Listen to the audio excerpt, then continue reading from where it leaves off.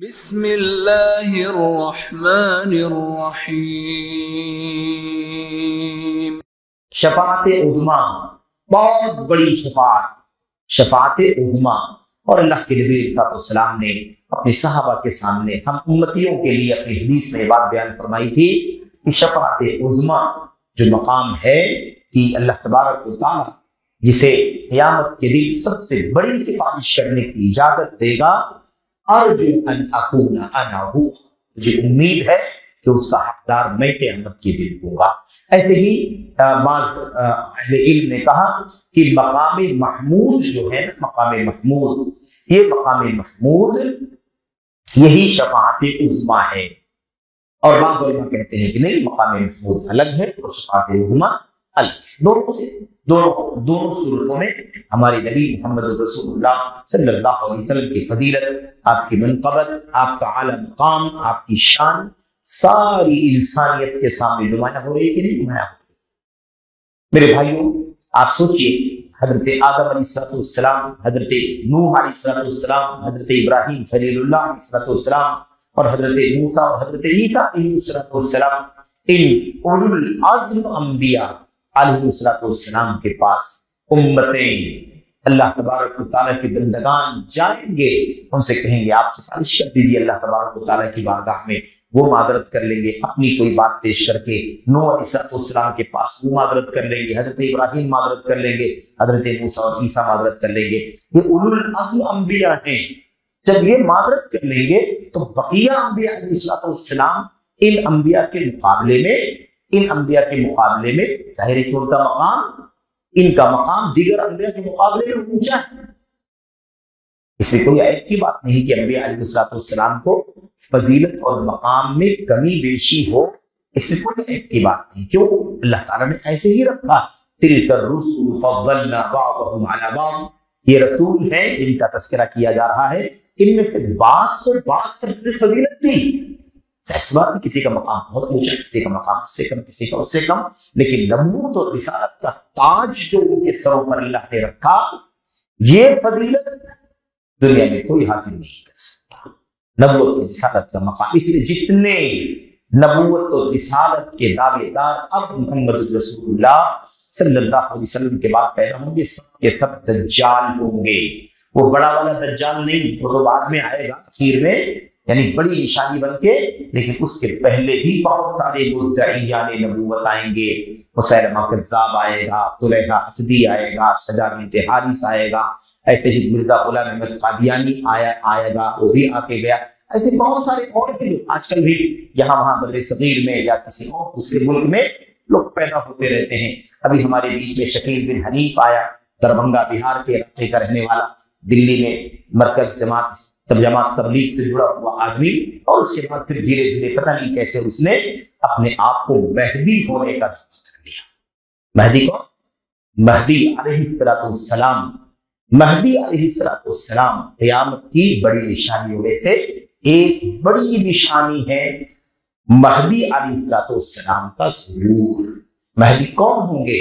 یہ محمد رسول اللہ صلی اللہ علیہ وسلم کے خانوادے کے ہوں گے، آپ کی ذریت کے ہوں گے، بلکہ خصوصیت کے ساتھ حضرت فاطمہ رضی اللہ تعالی عنہ کے نسل سے ہوں گے۔ ان کا نام وہی ہوگا جو اللہ کے نبی کا نام ہے، ان کے باپ کا نام وہی ہوگا جو اللہ کے نبی کے والد کا نام ہے۔ سمجھ رہے ہیں؟ یعنی جیسے ہمارے نبی علیہ السلام کا نام کیا تھا؟ محمد ابن عبداللہ، ایسے ہی ان کا بھی نام کیا ہوگا؟ محمد ابن عبداللہ۔ یواقی اسمہ اسمی و اسم ابیہ اسم ابی، اس کا نام میرے نام کے، ان کا نام میرے نام کے موافق ہوگا، ان کے والد کا نام، ان کے باپ کا نام میرے باپ کے نام کے موافق ہوگا، یعنی محمد بن عبداللہ نام ہوگا۔ تو یہ قیامت کی بڑی نشانی میں سے نشانی ہے۔ آج آدمی دعویٰ کر کے بیٹھ گیا، 10,000 12,000 14,000 لوگ ایسے جاہل، نابلد، عقیدے سے نابلد، منہج سے نابلد، سنت سے نابلد، قیامت کی تعلیم، قیامت کے باب جو ایمان بالیوم الآخر کا باب ہے، اس باب سے ناواقف ایسے مسلمان، آپ بتائیے کیا دکھائی دے رہا ہے؟ کس بنیاد پر اس کو مہدی تسلیم کر لیا؟ اس کے ہاتھ پر بیعت کر رہے ہیں لوگ۔ آپ نے دیکھا ہوگا آئے دن ان کے پروپیگنڈے، ان کی سازشیں، ان کی ایکٹیویٹیز، ان کی سرگرمیاں ہماری شہر کی بستی کی مسجدوں کے اندر صبح شام دکھائی دیتی ہیں، اور یہ ہماری مسجدوں میں گھس گھس کر، ہمارے محلوں میں داخل ہو کر ہمارے نوجوانوں کو ورغلاتے ہیں، انہیں جھوٹی سچی باتیں ادھر ادھر کی بیان کر کے ان کے جذبات سے کھیلتے ہیں اور ان کی جہالت کا بھرپور فائدہ اٹھاتے ہیں۔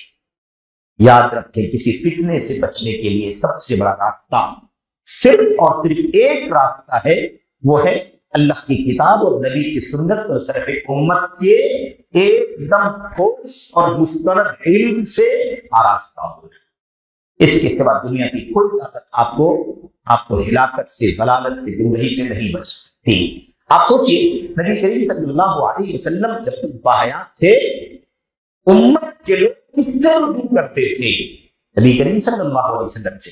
آپ کی وفات کے بعد کس سے رجوع کرتے تھے؟ جو آپ کی امت کے بڑے بڑے علماء تھے، ابو بکر صدیق رضی اللہ تعالیٰ عنہ، عمر بن خطاب، عثمان غنی، علی بن ابی طالب، ابن مسعود، ابن عباس، عبداللہ بن عمر، عبداللہ بن عمرو بن عاص، اور حضرت ام عائشہ، ام سلمہ اور دیگر صحابہ اور صحابیات کی لمبی فہرست ہے۔ یہ من باب الحصر نہیں ہے، یعنی یہ محدود نہیں بیان کیا جا رہا ہے، بلکہ بطور مثال آپ کے سامنے بات پیش کی جا رہی۔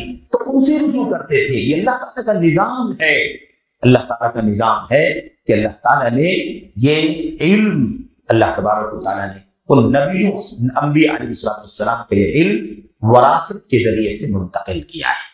تو یہ علم جہاں جہاں رہے خالص، وہاں وہاں ہمیں رجوع کرنا ہوگا، تب جا کر کے ہم فتنوں سے اپنے آپ کو بچا سکیں گے۔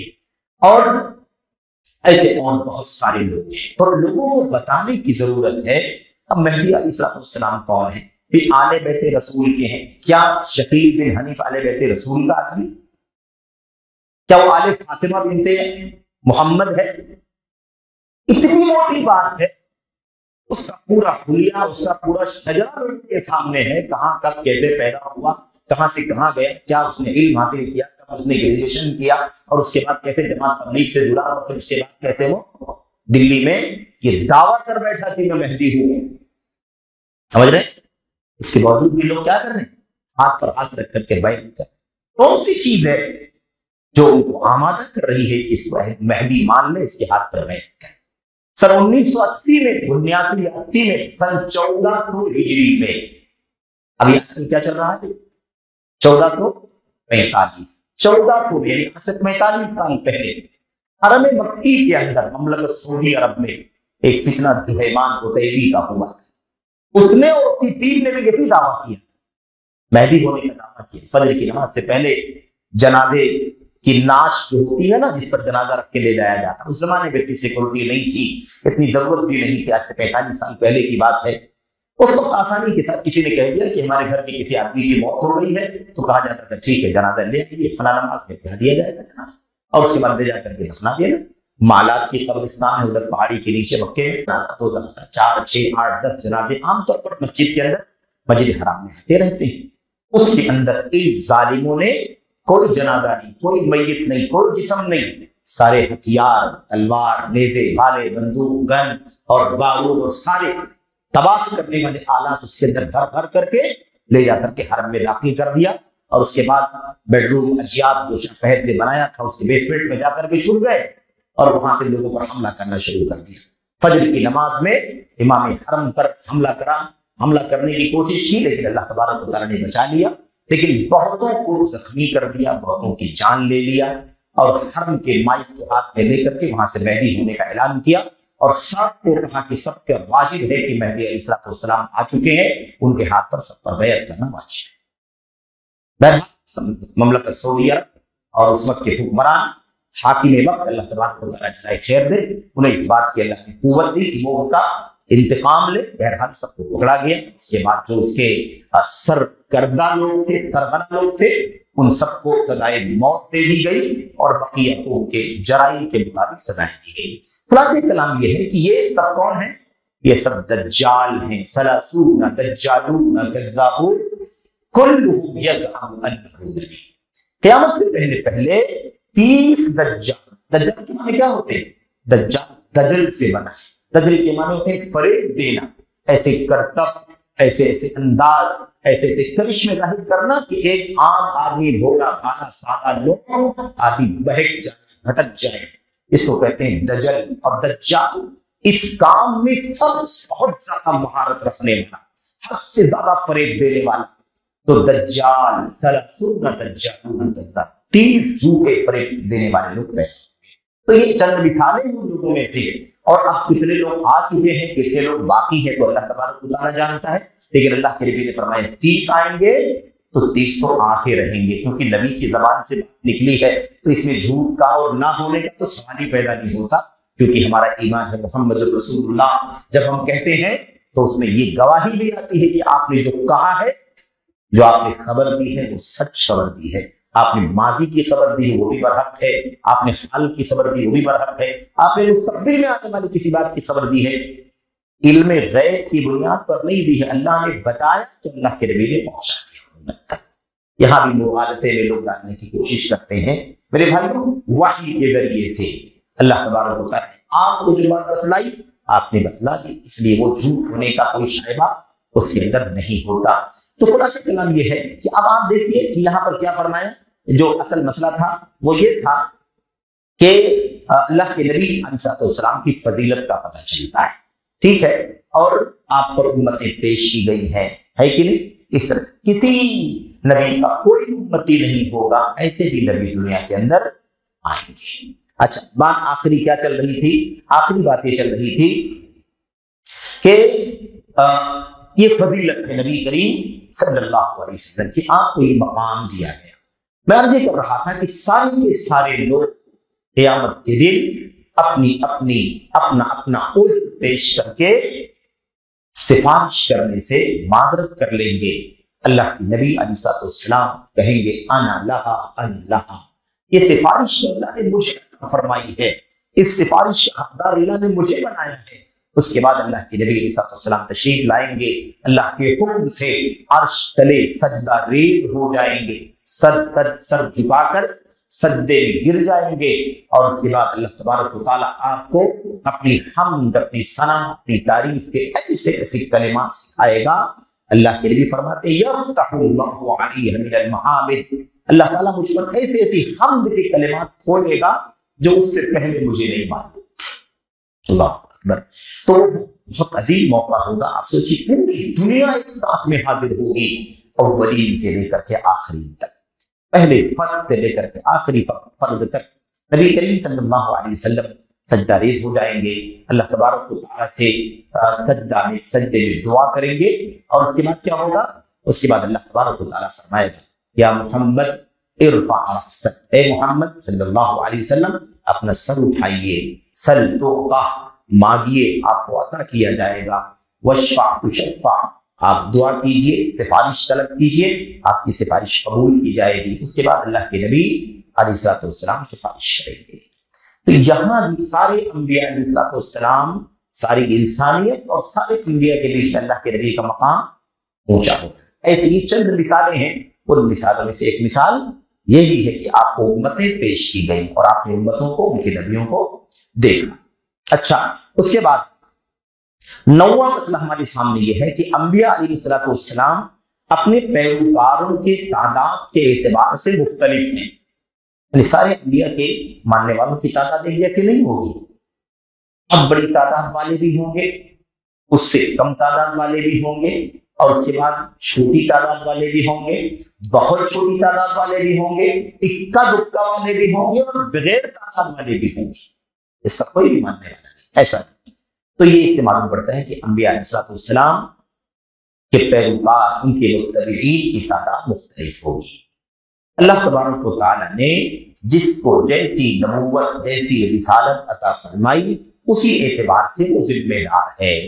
نبیوں کا انتخاب اللہ تبارک و تعالیٰ کی طرف سے ہوتا ہے۔ کوئی کتنی بھی عبادت کر لے، ریاضت کر لے، سجدہ ریز رہے، اللہ تبارک و تعالیٰ سے دعائیں گڑائے، نیکی، تقویٰ، طہارت کتنی بھی زیادہ کر ڈالے، یہ مقام، یہ درجہ اسے کسی جد و جہد اور محنت کی بنیاد پر نہیں مل سکتا۔ اللہ اعلم حیث یجعل رسالتہ، اللہ خوب جانتا ہے کہ اسے اپنی پیغمبری کہاں دینی ہے، اپنی رسالت کسے دینی ہے، اس کا پیغام کس کو دے کہ وہ پیغام اللہ تعالیٰ کا اس کے بندوں تک لے جائے، یہ اللہ خوب جانتا ہے۔ تو اس لیے یہ جو تانے مشرکین مکہ کفار مکہ دیا کرتے تھے، خاص طور پر ہمارے اور آپ کے نبی اور ساری انسانیت کے نبی محمد رسول اللہ صلی اللہ علیہ وسلم کو، یہ یتیم بچہ ہے، نبی بنانا تھا تو کیا اسی کو بنانا تھا، اس کے پاس تو دولت بھی نہیں ہے، اس کے پاس تو کوئی بیلنس بھی نہیں ہے، اس کی تو کوئی حیثیت بھی نہیں ہے، یہ تو پہلے سے ہی یتیم بچہ ہے، اپنے دادا کے پاس پلا بڑھا، اپنی چچا کے پاس پلا بڑھا، اس طرح سے اس کی پرورش ہوئی، ہمارے بیچ کا ہے، ہم خوب جانتے ہیں اسے۔ اگر نبوت اور رسالت دینی ہی تھی تو اتنا بڑا شہر مکہ ہے، اس کے کسی رئیس کو دے دیا جاتا نبوت کا مقام، بغل میں طائف کی بستی ہے دولت مندوں کی، اس میں سے کسی کو منتخب کر لیا گیا ہوتا۔ نبوت اور رسالت کے لیے اسی کا انتخاب کرنا تھا۔ قرآن کریم میں اللہ کا نقشہ کھینچا ہے، علی رجل من القریتین عظیم، کہ ان دونوں بستیوں مکہ اور طائف، ان دونوں بستیوں میں سے کسی عظیم آدمی، دولت، ریاست، سرداری، شہرت، مقام، اسٹیٹس، اس طرح کے اونچے مقام والے آدمی کو یہ رسالت اور نبوت کا مقام کیوں نہیں دیا گیا؟ اس طرح کسی کا انتخاب کیا جانا چاہیے۔ تو یہ دنیا کا معیار ہے، آج بھی دولت اور ظاہری حیثیت کو لوگ معیار مانتے ہیں۔ یہ تو کسی کفار مشرکین کی سنت اور ان کا طریقہ ہے، ان کی ریت روایت ہے کہ آج ہم بھی ایسا سوچیں، کسی کو کوئی مقام ملا ہے تو آدمی سوچے کہ ایک بہت حیثیت کا کمزور آدمی ہے، کم حیثیت کا آدمی ہے۔ تو یہ ہماری اور آپ کی سوچ ہو سکتی ہے میرے بھائیوں۔ اللہ تبارک و تعالیٰ کا انتخاب اللہ کے اس علم کے نتیجے میں ہے، جو علم ازل سے لے کر ابد تک ہے، جو علم ہر چیز کو محیط ہے، ایک ذرہ بھی اللہ تبارک و تعالیٰ کے علم سے خارج نہیں ہے، نہ ماضی کا، نہ حال کا، نہ مستقبل کا، سب کچھ اللہ تبارک و تعالیٰ کی نگاہوں میں ہے۔ اللہ خوب جانتا ہے، اس لیے خوب جانتا ہے کہ کس کو نبوت و رسالت دینی ہے۔ اس میں مال کا، دولت کا، شہرت کا، حیثیت کا، عظمت کا کوئی اعتبار نہیں ہے۔ یہ خود سب سے بڑی عظمت ہے کہ اللہ کسی کو رسالت کے لیے منتخب کر لے۔ اس سے بڑا مقام دنیا میں کسی انسان کو نہیں ہے۔ انسانیت کے جو درجات ہیں، طبقات ہیں، ان میں سب سے اونچا مقام کس کا؟ اللہ تعالیٰ کے انبیاء اور رسول علیہ السلام کا۔ قرآن کریم میں اللہ تبارک و تعالیٰ نے اس کا نقشہ کھینچا ہے۔ جن کو اللہ تبارک و تعالیٰ اپنی نعمتوں سے نوازے گا وہ کون ہے؟ من النبیین والصدیقین والشہداء والصالحین وحسن اولئک رفیقا۔ جن کو اللہ تبارک و تعالیٰ اپنی نعمتوں سے نوازے گا، اس کی فہرست کیا ہے؟ من النبیین، سر فہرست کون ہے؟ اللہ تبارک و تعالیٰ کے انبیاء اور رسول علیہ السلام، والصدیقین، اور اس کے بعد صدیقین کی فہرست ہے جس میں حضرت ابوبکر صدیق رضی اللہ تعالیٰ عنہ بھی ہیں۔ ایسے ہی والشہداء، اور اللہ کی کلمے کی بلندی کے لیے میدان کارزار میں اترنے والے، اور اسی جذبہ اخلاص کے ساتھ اللہ تبارک و تعالیٰ کی توحید کی سربلندی کے لیے اپنی خون کا نذرانہ، خون کی قربانی دینے والے، یہ شہداء والصالحین، اور چوتھے نمبر پر عام نیک اور مومن بندے اللہ تبارک و تعالیٰ کے صالحین۔ اللہ نے اس کے بعد ان شخصوں کی طرف اشارہ کرتے ہوئے فرمایا وَحَسُنَ أُولَٰئِكَ رَفِیقًا، یہ سب کے سب بہت بہترین دوست ہیں، بہت ہی اچھے دوست ہیں۔ ظاہر سی بات ہے کہ اللہ تبارک و تعالیٰ ان لوگوں کو بہت اونچے مقام سے نواز رہا ہے، انبیاء، صدیقین، شہداء، صالحین، ان کو اللہ تعالیٰ اپنی نعمتوں سے نوازے گا، اس کا اللہ تعالیٰ خود اعلان کرتا ہے۔ تو ہم لوگ جب دعا کرتے ہیں نا، اہدنا الصراط المستقیم صراط الذین انعمت علیہم، ان لوگوں کا راستہ جن پر تو نے اپنی نعمتوں کی برکھا برسائی، نعمتیں عطا فرمائی، تو نے اپنا انعام کیا ہے۔ تو اللہ تعالیٰ جن پر انعام کیا وہ کون ہے؟ یہ چار قسم کے لوگ ہیں جن پر اللہ نے انعام کیا ہے۔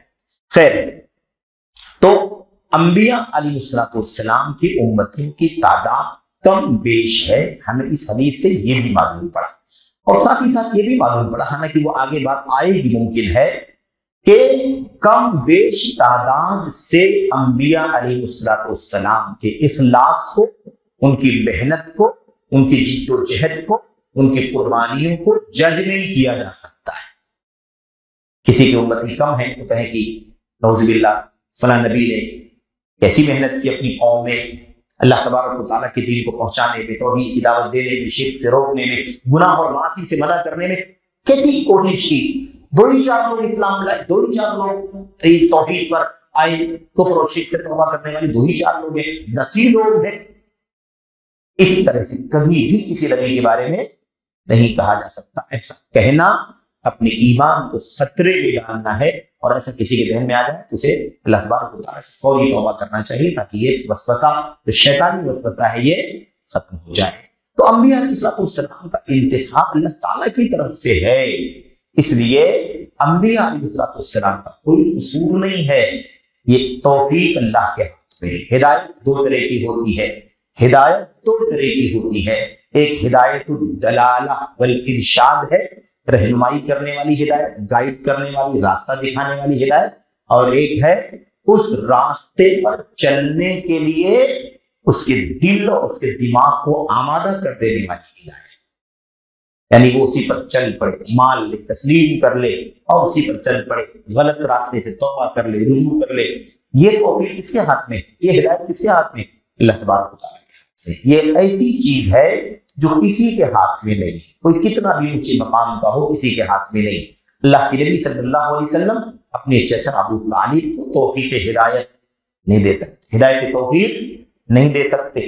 حضرت ابراہیم خلیل اللہ، ان سے پہلے حضرت نوح علیہ السلام اپنے بیٹے کو ہدایت توفیق نہیں دے سکتے. حضرت ابراہیم اپنے باپ آزر کو ہدایت توفیق نہیں دے سکتے. ایسے ہی اور بھی مثالیں لے لیں اللہ کے نبی علیہ السلام کی، اور بہت ساری مثالیں ہیں انبیاء علیہ السلام کے علاوہ بھی. لوگوں نے بہت کوشش کی، لیکن توفیق دینا اللہ تبارک و تعالیٰ کے ہاتھ میں ہے. اس لیے اپنا کام کیا ہے؟ کوشش کرنا، اخلاص کے ساتھ، الہیت کے ساتھ، انتھک کوشش، کسر کسی بھی طرح کی اس میں نہ رہے. حجت قائم کرنا، قائم کرتے رہنا، یہ ہمارا کام ہے. آخری دم تک جیسے دعوت دیتے رہے کہ آپ نے کوئی کسر نہیں چھوڑی. یعنی آپ نے یہ نہیں سوچا کہ زندگی بھر تو بلایا ہوں، اب مرنے کے ٹائم بلا کر کے کیا فائدہ ہے. آخری وقت میں کیا خاک مسلمان ہوں گے؟ آخری وقت ہی تو قیمتی ہے. آخری وقت کیا ہے؟ آخری وقت ہی قیمتی ہے. اگر اس وقت وہ کلمہ توحید پڑھ کر کے اگر اللہ تبارک و تعالیٰ کے دین میں داخل ہو گئے ہوتے تو اللہ تبارک و تعالیٰ انہیں جہنم سے نجات دے کر جنت کا مستحق بنا دیتا. کیا کہا تھا اللہ کے نبی نے؟ اب بات آئے گی انشاءاللہ اگلے کسی باب میں. اس میں کیا کہا تھا؟ یا امی قل لا الہ الا اللہ کلمۃ احاج لک بہا عند اللہ. چچا کہہ دیجئے لا الہ الا اللہ، یعنی اس کا اعتراف کر لیجئے، اس کا اعتراف کر لیجئے، تصدیق کر لیجئے، مان لیجئے اس پیغام کو توحید کے. یہ وہ کلمہ ہے کہ اگر آپ کہہ دیں گے تو میں اس کو دلیل بنا کر کے اللہ کے سامنے پیش کروں گا بطور شہادت. اللہ میرے چچا نے آخری وقت میں صحیح لیکن میرے سامنے کلمہ پڑھ کر کے توحید کا اعتراف کیا ہے، گلے لگایا ہے. لیکن اس کے باوجود بھی توفیق اللہ کے ہاتھ میں تھی، اس لیے توفیق انہیں نہیں مل سکی. اور کتنے واقعات ہیں زندگی میں، سیرت کے تاریخ کے کتنے واقعات ہیں. آیت کریمہ کا ٹکڑا سنا، پوری آیت کریمہ بھی نہیں سنی، ایک ٹکڑا سنا، دل کی دنیا بدل گئی. اللہ کے نبی کو ڈھونڈ کر کے آپ کے حق پر بیعت کر کے اسلام قبول کر لیا. تو توفیق اللہ کے ہاتھ. کبھی ایک لفظ سے توفیق دے دیتا ہے اللہ تعالیٰ، اور توفیق نہیں لکھی ہوتی ہے تو ساری کوششیں، ساری محنتیں کرنے کے باوجود بھی کوئی اسلام نہیں لاتا. یہودی بچہ نبی کریم صلی اللہ علیہ وسلم کا خادم، خدمت کرنے والا، آپ کے وضو کا پانی، آپ کے طہارت کا پانی لینے والا، آپ کے ساتھ ساتھ چلنے والا، آپ کے سامانوں کو ساتھ میں لینے والا یہودی بچہ بیمار ہو گیا، بستر پر پڑا ہوا. اللہ کے نبی صلی اللہ علیہ وسلم اس کی عیادت کے لیے گئے، اس کی عیادت کے لیے گئے، اس کی خیریت پوچھنے کے لیے گئے، بیمار کرسی کے لیے گئے. یہ اسلام کی تعلیم ہے، اسلام کا اخلاق ہے، یہ اسلام کا کیریکٹر اور مینر ہے. سمجھنے کی چیز ہے کہ اسلام کس قدر عظمت والا دین ہے. اللہ کے نبی صلی اللہ علیہ وسلم گئے، آپ نے اس بچے کو دیکھا، آپ کو لگا کہ پتہ نہیں یہ بیماری اس کی موت کی بیماری نہ بن جائے، یہ مرض اس کے لیے مرض الموت نہ بن جائے. اللہ کے نبی صلی اللہ علیہ وسلم سے نے اس بچے سے کہا یا غلام قل لا الہ الا اللہ. بچے، غلام کے معنی بچے کے ہوتے، غلام کے معنی غلام کے نہیں ہوتے عربی میں. غلام کے معنی کیا ہوتے ہیں؟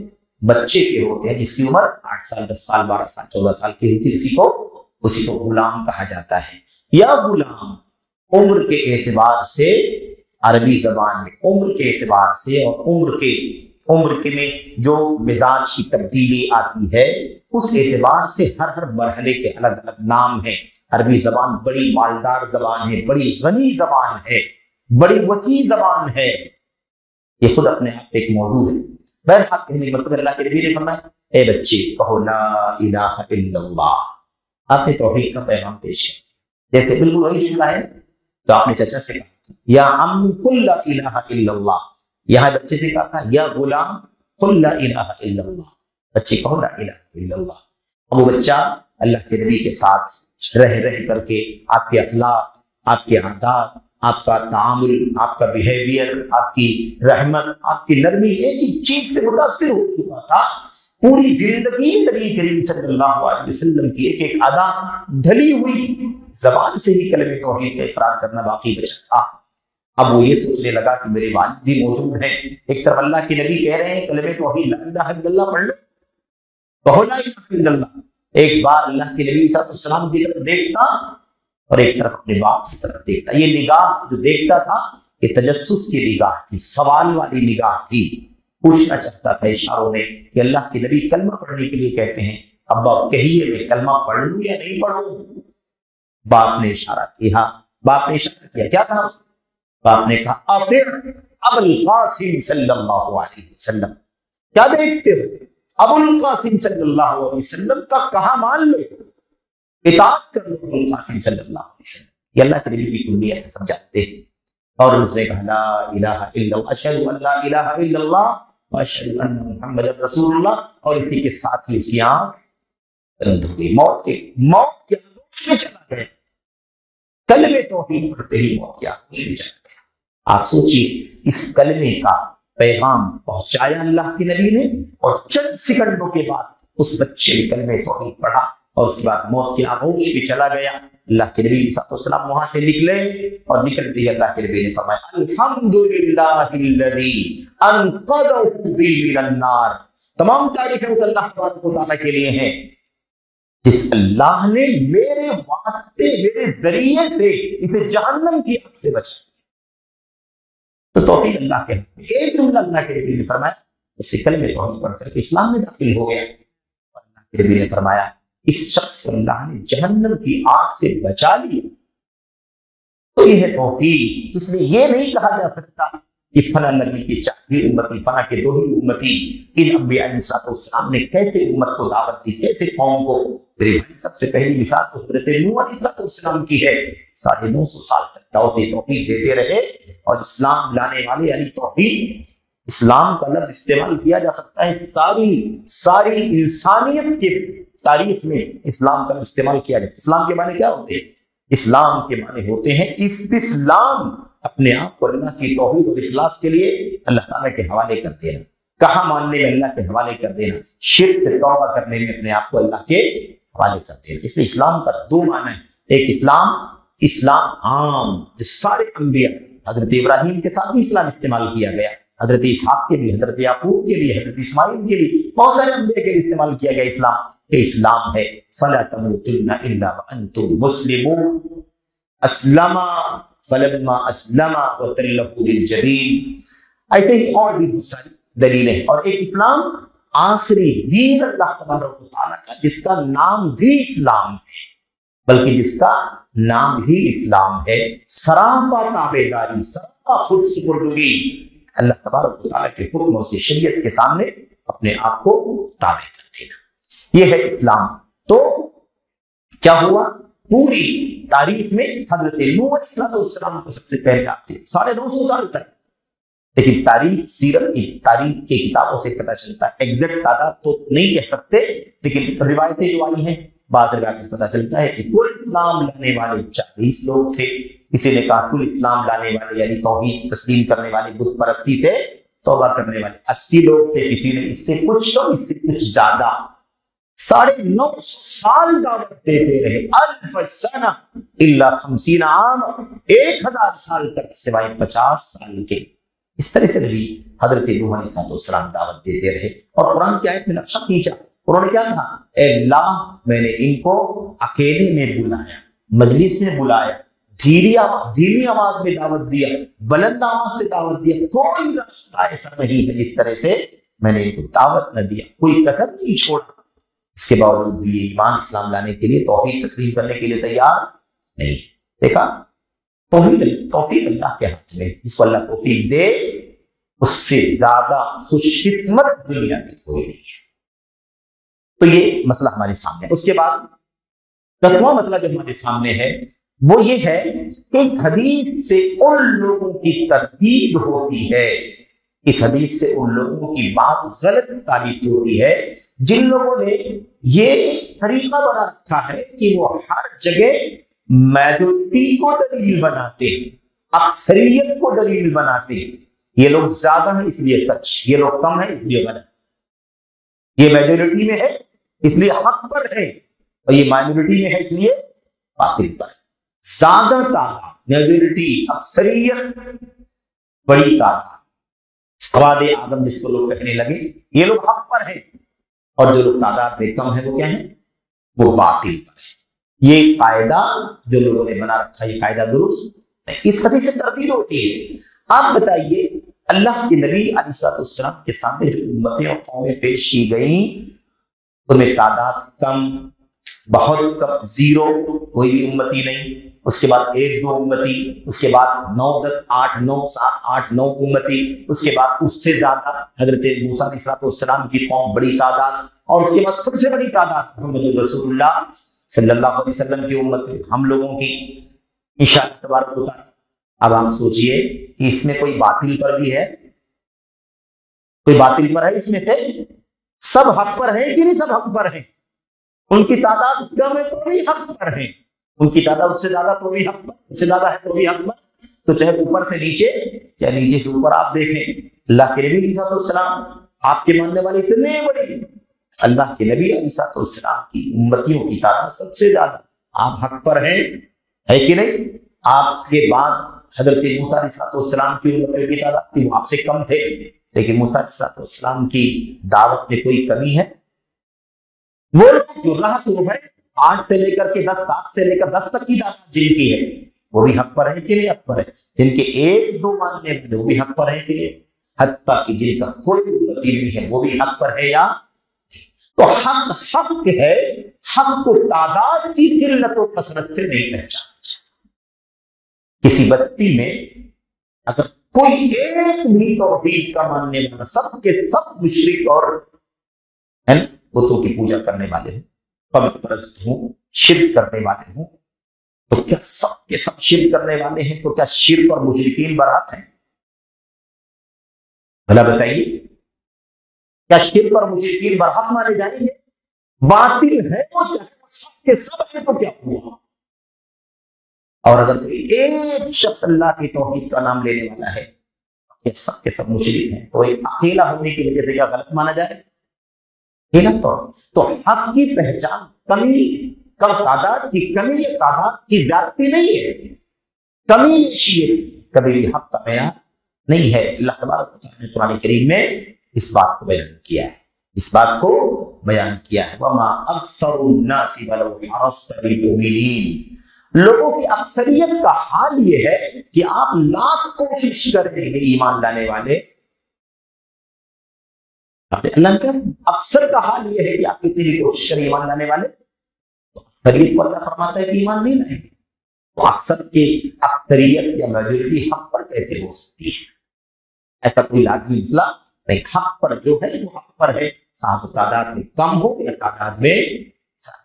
यह है बुनियादी मसला, और भी बहुत सारी दलीलें हैं।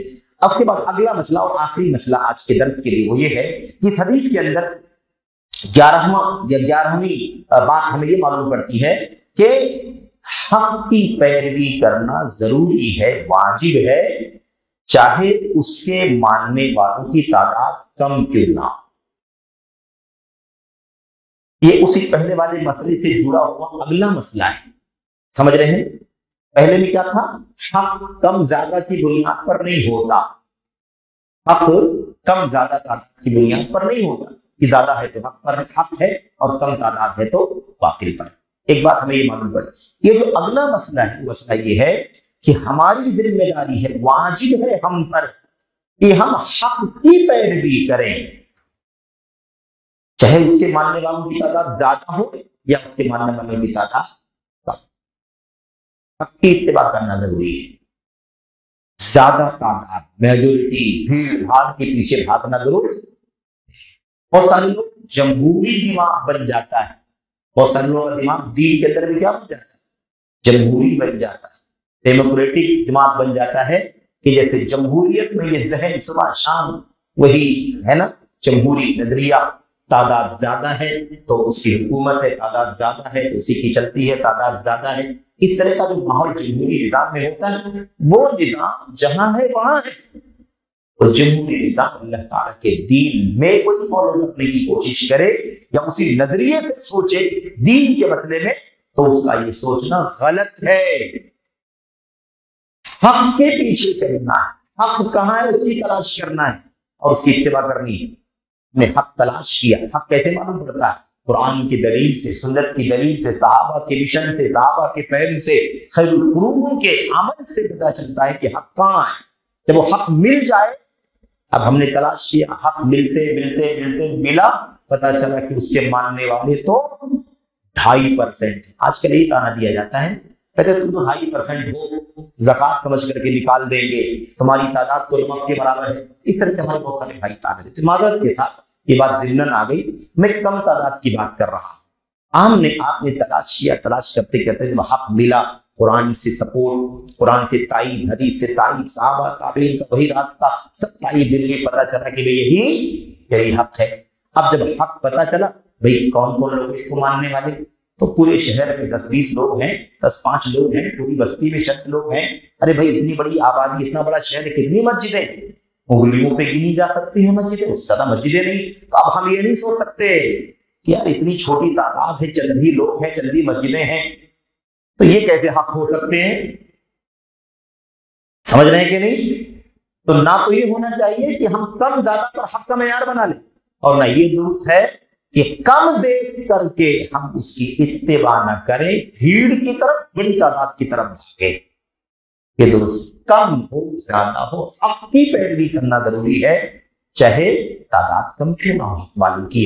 اس سلسلے میں علامہ ابن القیم رحمۃ اللہ علیہ نے، اور ان سے پہلے حضرت فضیل ابن عیاض رحمۃ اللہ علیہ نے، جو سلف کے ائمہ میں سے ایک امام ہیں، وہ بیان کرتے کہتے ہیں علیک بطریق الحق، اچھی طرح سے سننا اس بات کو، علیک بطریق الحق یا الزم طریق الحق ولا تستوحش بقلت السالکین، حق راستے پر چلو، حق کو لازم پکڑو، حق کو لازم پکڑو، ولا تستوحش بقلت السالکین، اس حق پر چلنے والوں کی تعداد کم ہونے سے وحشت اور اجنبیت محسوس مت کرو۔